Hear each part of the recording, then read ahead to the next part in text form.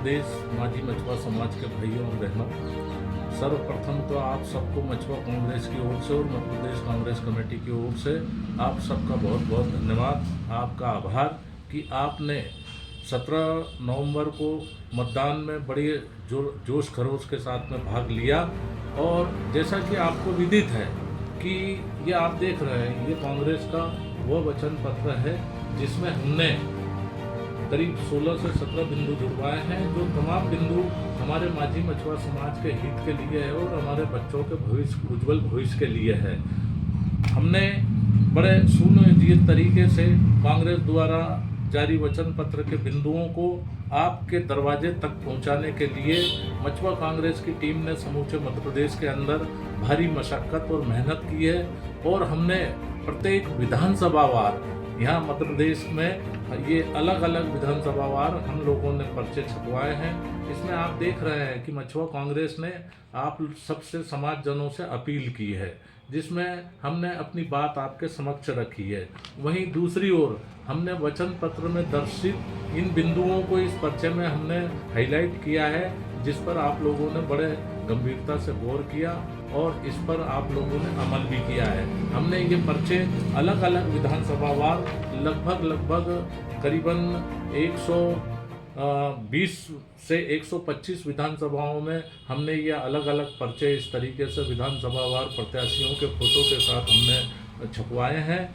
और हमारा ये प्रयास था कि आपको प्रत्येक विधानसभाओं में आपके दरवाजे तक इन पर्चों को पहुंचाया जाए और मछुआ कांग्रेस की तरफ से अपनी बात को आप लोगों तक ले जाई जाए, जिसमें हम लोग बड़े सुनियोजित तरीके से हमने इस काम को अंजाम दिया है। और इसका हमें बड़ा अच्छा जो है आपकी तरफ से रिस्पांस भी मिला है और आप लोगों ने बड़ी गंभीरता के साथ में इन घोषणा पत्र के बिंदुओं पर विचार विमर्श किया।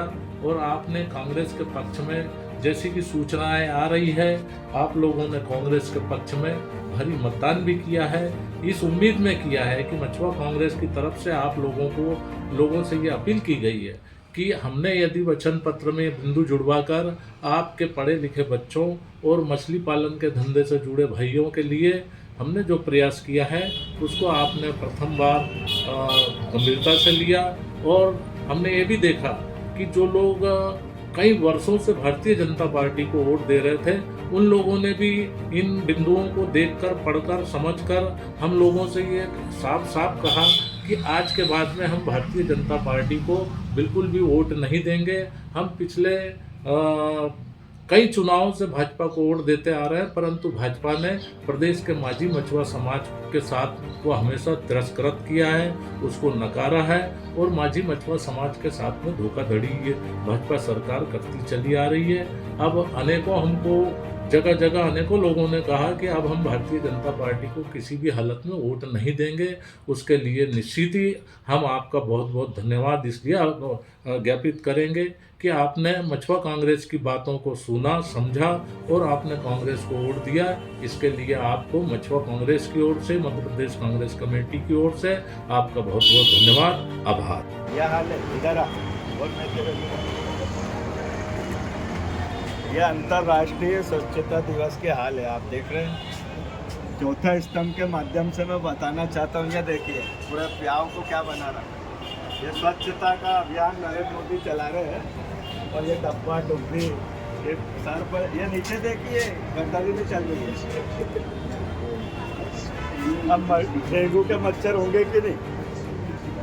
खंडवा में डेंगू फैलने वाला है, मैं ये खुला आरोप लगा। खंडवा के भारी आलोचक गणेश भावसार, शिवसेना जिलाध्यक्ष, और इनकी आलोचना में कहीं ना कहीं मर्म रहता है कि मेरे खंडवा शहर का विकास हो। पूरा कचरा घर बना रखा है बस स्टैंड पर, यात्रियों को से कर लिया जा रहा है, बाकी क्या दे रहे हैं। आज अंतर्राष्ट्रीय स्वच्छता दिवस के अवसर पर मैं आपको ये बताना चाह रहा हूँ। हाँ, यह विज्ञापन और इसके माध्यम से बड़े बड़े चिपका दिए जाते हैं, उसको क्या नगर निगम 4 लाख रुपये लगाए, केस का दर्ज करें।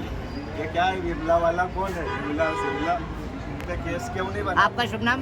मैं गणेश भावसार, शिवसेना प्रमुख, जो आज अंतर्राष्ट्रीय स्वच्छता। अच्छा, आपकी ये सामाजिक चेतना से कुछ परिवर्तन हुआ है कि नहीं हुआ है? वो सामने दिख रहा है, ये आप लोग केवल चिल्ला चोटी करते रहते हैं। ये सामने दीवार फूट गई है नगर निगम की, वो देख रहे हैं आप, रेलवे स्टेशन की दीवार फूट गई है, बस स्टैंड आया यहाँ, हाँ। हाईकोर्ट ने हमारे को जनता के लिए चालू करा वापस पुनः बस स्टैंड। अरे साहब, फिर मैं बोल रहा हूँ कि बस स्टैंड पे ऑलरेडी जगह नहीं है, और ज़्यादा भरने की आवश्यकता क्या है? यहाँ पे से ही मुख्य बस चलेगी ताकि लोगों को सहायता मिल सके, क्योंकि छेगांव का आदमी आता है हाँ। तो वो पहले कहाँ उतरेगा, यहाँ उतरेगा, यहाँ से ट्रेन पकड़ के सीधे बेंगलोर चले जाएगा। या इंदौर का आदमी आता है, उसको बेंगलोर जाना तो वो यहीं से ट्रेन पकड़ता है, तो उसको सहूलियत ये रहती है कि वो ट्रेन छोड़ के सीधे बस में बैठ जाता है, बस छोड़ के सीधे ट्रेन में बैठ जाता है। अब वहाँ से यहाँ आने में 50-60 सभी शहरों में ऐसे ही करा दिए जाए। नहीं, सभी जगह है, भुसावल में भी रेलवे स्टेशन के बाहर ही बस इंदौर में भी है, भोपाल में भी है, सब दूर ग्वालियर में भी बस है। स्टैंड में घुमाए बस। नहीं ताकि साहब, ऐसा यात्रियों नहीं को फायदा है। मिले। इससे दूरी रहने से थोड़े से रोजगार बढ़ जाते हैं, और- ऑटो रिक्शा वगैरह, और नए स्टैंड नहीं, आने से नए उसकी रोजगार हो व्यवस्था- जाते हैं। अरे अभी तो नहीं, आप लोग अभी रेलवे आड़िक स्टेशन बात में नहीं भी करना। विकलांग लोग बेचारे हैं, वो भारी से पैदल जा रहे हैं। वो आरपीएफ वाले बोलते हैं कि अंदर आओगे तो बाउंड ओवर कार्रवाई कर देंगे, और बाहर वाला बोलता मैं कर दूंगा, तो वो यात्री भी परेशान है, और वो जो ऑटो वाला उसके रोजगार के लिए चौथा स्तंभ ध्यान ही नहीं दे रहे। चौथा स्तंभ आ जाए जरा कि भैया दोनों जने आरपीएफ वालों ने क्या ऑटो वालों को वार्ड नंबर बढ़ावा दिया? हमने ऑटो वालों को नहीं, हमने जनता जो विकलांग है बेचारे तो नहीं बल्कि जा हमने सकते। तो वहाँ पे ये देखा कि जो ऑटो वाले हाँ, जो कि केवल वहाँ बेचारे कमाने जाते हैं, रोजी रोटी के लिए जाते हैं, हाँ। उनके नाम पर पुलिस वाले ने वार्ड नंबर, आरपीएफ वालों ने बुलवाया उनको, बल्कि उनके पिता का भी नाम गलत था, उसमें एड्रेस भी गलत थे, और उनको फिर वहाँ पे नया फॉर्म भर के उनका वार्ड नंबर भरा गया।